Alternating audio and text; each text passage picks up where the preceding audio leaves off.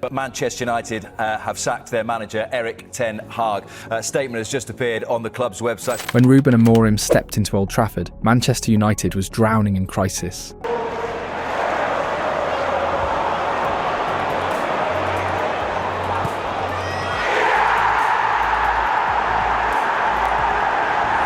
Years of chaos had eaten away at the club's identity, and while Ten Hag had managed to guide them back into European spots and to win trophies,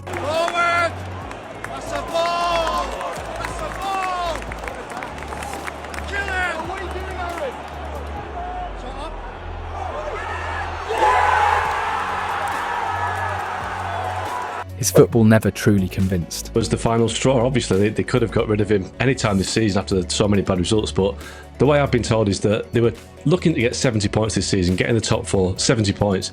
They were averaging 1.2 points per game. Last season, they finished with 60 points on 1.6 points per game, so they're doing even worse than last season. So, having given him the summer, signed some players, started this season, they were hoping it would get better. I think they were kind of thinking that it couldn't be any worse than last season. The breaking point came in the 24-25 season. Just 3 wins in 9 matches, dropping United all the way down to 14th in the Premier League. Losses to Brighton, Liverpool, Tottenham and West Ham sealed his fate. Ten Hag was sacked, leaving behind a fractured squad and a broken philosophy.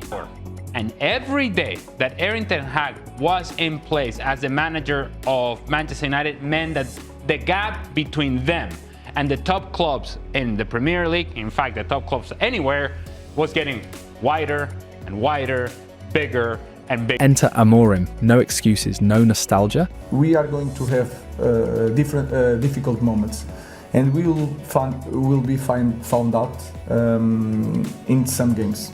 And I know that because I'm knowing my players, and I know football, and I follow football.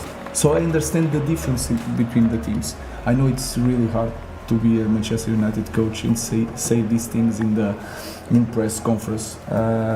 We want to win all the time, no matter what. We are going to try to win, but we know that we are in a different... Just a clear tactical identity. One of the few managers in world football with a philosophy as defined and consistent as his. At Sporting CP, he had built an unbeaten high-pressing machine. I want people to understand who Amorim is. I want people to listen to what I'm going to say now, because I think it's important that he has already run this course before. Let me just take you back to when he was at Sporting Lisbon. He went in there, immediately changed the formation to 3-4-3. Immediately. Did not revert back to anything else. Played 3-4-3, just continued doing that. Now they didn't win the league that year, and they wasn't good that year at all, right? But the club stuck with him. And what they allowed him in the summer of that, after that first season, was to have an absolute colour of all the players that he didn't want. There were players in there. But at United, his first challenge was brutal. Taking charge after 11 league games, he couldn't stop the slide. Low ball in, Isak takes it down, here's a chance! The Red Devils stumbled to a record low 15th place finish, their worst since the dawn of the Premier League era. The belief that he is the right man to turn the club around? I do think he's the right man. Without a shadow, I don't think what happened this season shows exactly what he is as a manager. Obviously, it's the results always talk louder. But I do think he's the right manager for the future of this club. Either with me or not, I still think that he's the right man. The players struggled with his radically different methods: positional play, relentless pressing, constant rotations. It was nothing like the reactive, counter-heavy style of Ten Hag. And yet Amorim stayed true to himself. He injected intensity into training, demanded accountability, and refused to bend to the weight of Old Trafford's shadows. For the first time in years, there was no sugarcoating it. Manchester United had hit rock bottom. The post-Ferguson decline had finally reached its lowest point. But sometimes, that's where real transformation begins. You know, through this, probably the worst season ever, you know, they've stuck by us. And they've been with us every step of the way, you know, even through every bad result that we've had. The question now is simple. Can Ruben Amorim really change Manchester United's DNA? Can he turn this broken giant into a contender again? Let's find out. 6 months ago, in my first 3 games in charge, with 2 victories and 1 draw, I said to you, the storm is coming. Today, after this disaster season, I want to tell you The good days are coming. Ruben Amorim's arrival from Sporting Lisbon last November came with a lot of hype. Many believed he could be the man to finally bring identity and discipline back to Old Trafford. But reality hit fast. His first months in charge were rough.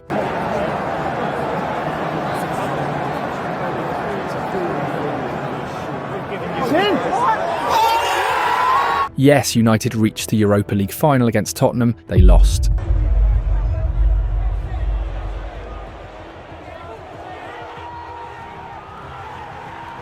Won against Athletic Club convincingly in the semi-finals, which gave fans a glimpse of potential.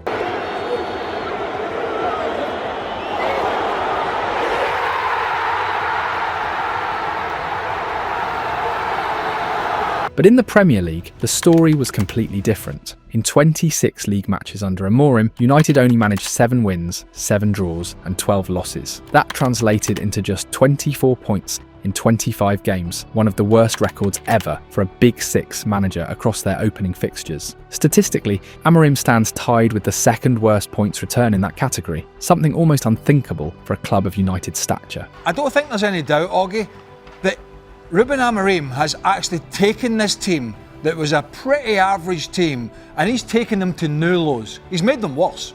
He has made them worse, and I'm not sure whether that's because they don't understand the system, or they don't want to play the system, or they're a bit sulky. We know these players have moaned and groaned about Ole Gunnar Solskjaer's tactics, his coaches, Ralf Rangnick, Erik Ten Hag, Jose Mourinho was too strict. So maybe these players have just finally got to a coach who isn't putting up with any of that. And you can see, Lindelof played today, but he's hardly had a kick under Amorim because he doesn't rate him. Casemiro the same. There's a lot of players in this squad who know they've got no future under Ruben Amorim. So maybe that is kind of affecting their performances. But beyond that, the truth is, aside from the morale-boosting win over a struggling Manchester City in matchday 16, there weren't many inspiring moments in the league.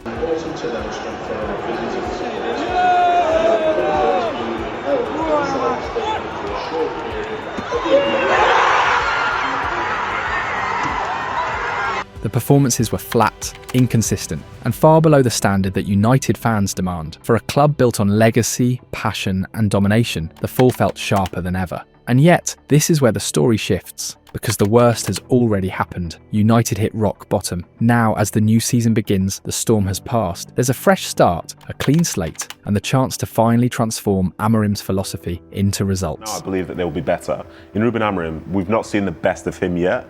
And I think this year now is going to be a case of what is he like as a coach, because he has more players now that suit his style. He's had a pre-season to get those players playing in the manner that he wants. Implementing a new system mid-season was always going to be a nightmare. Amorim walked into chaos and tried to drop a 3-4-2 on structure on a squad still reeling from years of instability. For a minute, I think he's saying we're going to have short-term pain by doing it this way, but in the long term we'll gain more and we'll be better for it.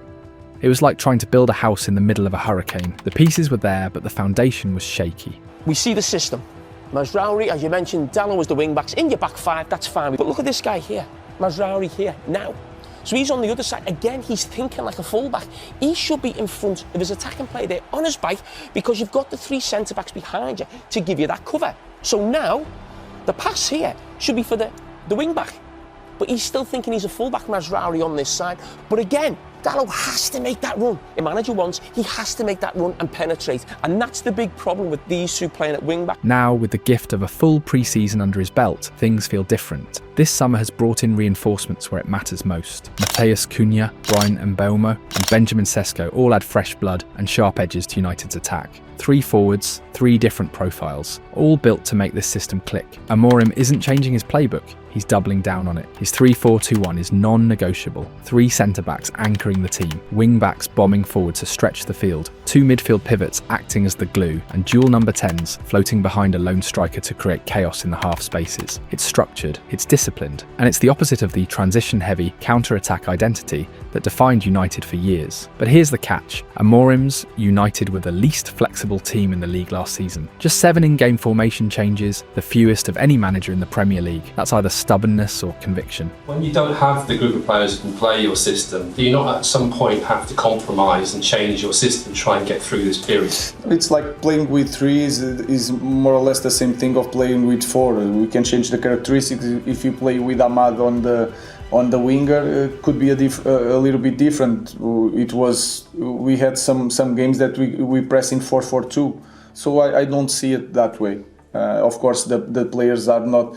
I didn't choose the players specifically for that position, but that I already knew. So, but I have to sell my idea. If I'm going to change all the time, it's going to be even worse. But I understand that they have a lot of. The gamble is clear. By sticking with the same shape, he's betting on familiarity breeding fluency, hoping his players will eventually move like clockwork inside his system. For fans, it's a radical shift. No more chaos football. No more waiting for Bruno, Diallo, or Simone else to conjure something out of nowhere. Amorim wants control, total control, possession, tempo, pressing, space. The big question is, can Manchester United, a team that has thrived on wild swings and dramatic moments for a decade, really adapt to this new DNA? So you come in with your ideas, thinking, all right, I've got to do this. You've got to run your coach and stuff.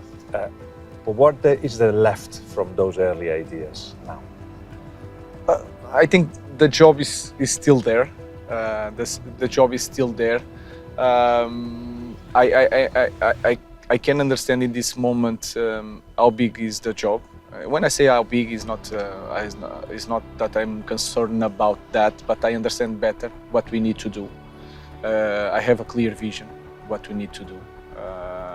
In that moment, I was like trying to understand, even the players, even the staff, how I want the staff, how I want the relation between everybody. So I think we did a lot of things. You cannot see that on the pitch, but we did a lot of things in these 6 months. Under Ruben Amorim, Manchester United have begun to show flashes of identity. For the first time in years, their play through the middle looks deliberate rather than chaotic. United are now among the best in Europe at circulating the ball through central areas, and their tempo has slowed down noticeably. In fact, only Manchester City have played with a slower average direct speed in the Premier League since Amorim's arrival. This isn't by accident. Amorim's system is built to control the tempo, to suffocate games, and to reduce the chaos that has haunted United for the past decade. And on paper, it's working, at least defensively. While the Red Devils still conceded plenty of goals, the expected goals against dropped dramatically, from a staggering 70.1 in 2023-24 to a more respectable 55.1 under Amorim. That's not elite, but it's clear evidence of a structure forming. A big part of this is the presence of 3 centre-backs. Building up more slowly with that backline means that when United lose the ball, there is already a defensive wall between the turnover and their goal. That's a safety net they simply didn't have under Ten Hag, and it's why the team feels harder to break down, even if the numbers aren't world-class just yet. They have to understand the game. It's not understanding a system. They don't have to grow up playing in 3-4-3. They have to understand the game. You can play 4-3-3 because we will change the players. If you play with Dalot in one side, or you play with Diallo in the same position, it's the same position, different guy, different structure. I'm interested in that. Will you play defensive fullbacks in wing-back positions, or will you play attacking wingers, or will you move between the two? Yeah, I don't want to say too much, but you have to use both. Yeah. Because you have the different games. But the same safety net has also become a creative cage. Last season, a third of United's passes were played by their centre-backs, and too often those passes were passive, just recycling possession between themselves instead of progressing play forward. It's control without penetration, possession without danger. This is the double-edged sword of Amorim's philosophy. United are starting to look more secure, but they're also walking a tightrope between measured patience and predictable stagnation. The next step, and perhaps the hardest one, will be transforming that defensive solidity into a style that still creates attacking sparks consistently. For United, the backbone of Amorim's project is the 3-4-2-1. The system relies heavily on centre-backs stepping into midfield to progress the ball and plug gaps when the wing-backs fly forward. But last season, the personnel just wasn't there to execute it properly. Lenny Yoro and Lisandro Martinez are the 2 defenders built for this job. Both rank among the top 5 centre-backs in the Premier League for line-breaking passes per 90, showing they can turn defence into attack with a single move. But injuries crippled their availability. Yoro, a summer signing hyped as a generational talent, only managed 1,162 minutes of league football, while Martinez barely crossed 1,700 minutes before tearing his ACL in February. Without them, the build-up stalled,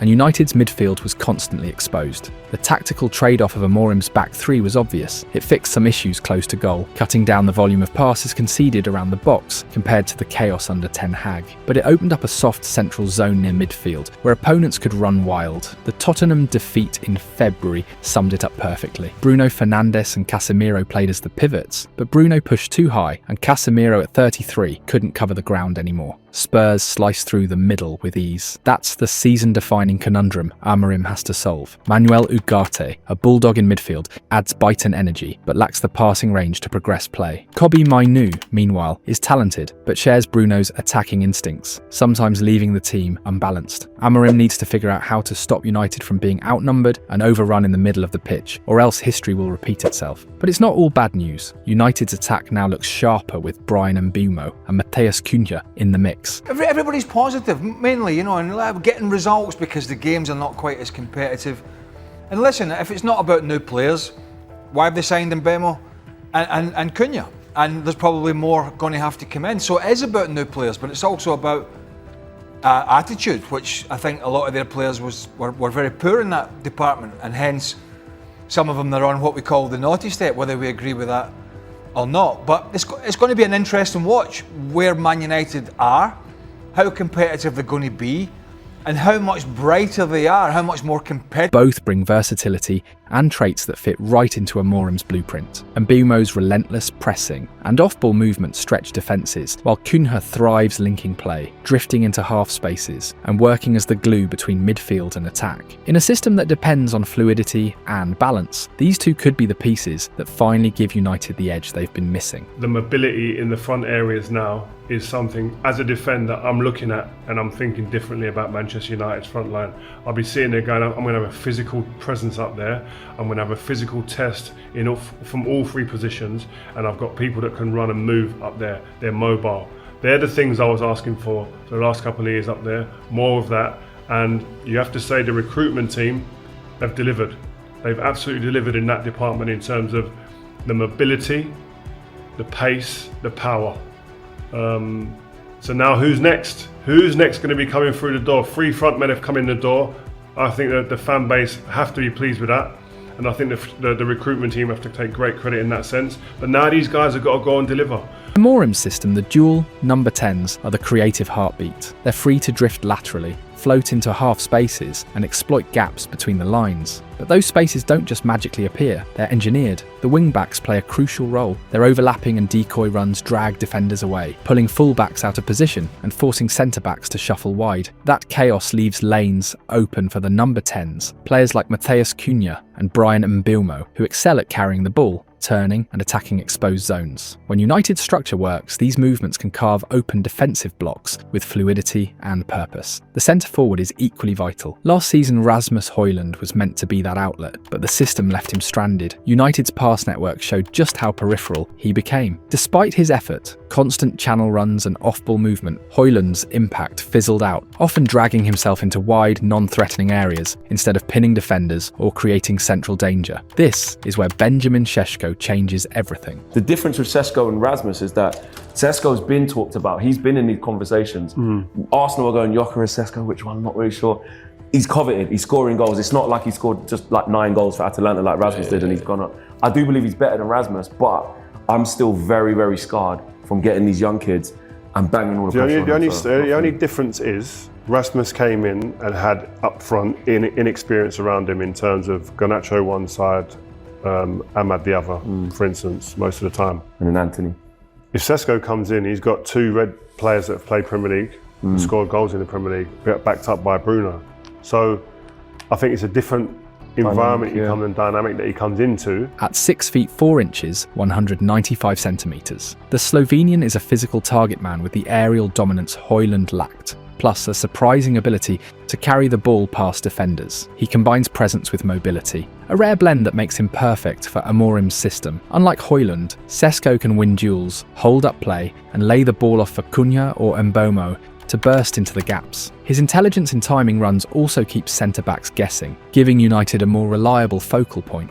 The only quibble for me here is you're paying for what he might be, because this is a premium. And again, while his numbers were good in the Bundesliga, great for his age, the money is the same, right? It doesn't change. So it's paying for what he might be, and hopefully he can help them immediately. The good news is this isn't like Højlund or Zirkzee. Like when they came into the team, he's going to have a couple more in-prime players around him. It won't be, here, like, just go fix it all. So I think he's coming into a better situation than other United forwards have. Benjamin Šeško's arrival could be the spark that finally turns Amorim's tactical blueprint into something dangerous. At Leipzig last season, he was often dragged deeper, forced to compensate for a midfield that lacked progression. Even then, his run profile from the 2023-24 campaign revealed his natural instinct. Stretching defences, timing runs into space, and keeping backlines on high alert. That ability never left him, it was just underutilised. Now at Old Trafford, with Matheus Cunha and Bryant Mbeumo feeding him from the number 10 roles, the situation changes completely. These are players who thrive in tight spaces, love to carry the ball, and can slip decisive passes between the lines. With their creativity